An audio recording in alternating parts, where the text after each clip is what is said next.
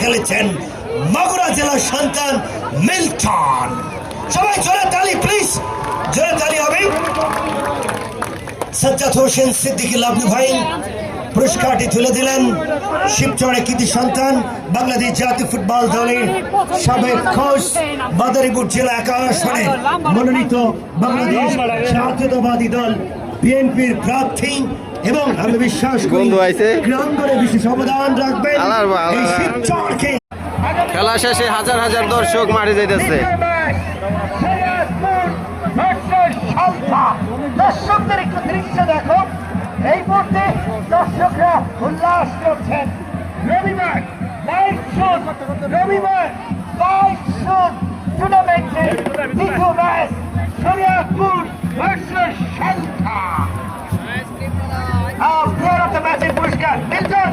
Madaripur win 8 গোলে। Milton মঞ্চে চলে যাও। 0-8 প্লেয়ার অফ দ্য ম্যাচ।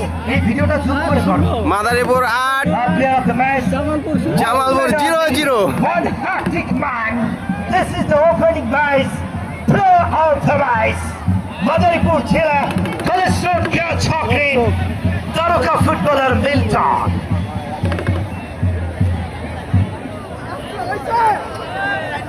আর সম্মানিত দর্শক পুরস্কার প্রদান করবেন ওই যে আমার বন্ধু সজীব লাবলু ভাই। সাজ্জাদ হোসেন দায়িত্বে আছে।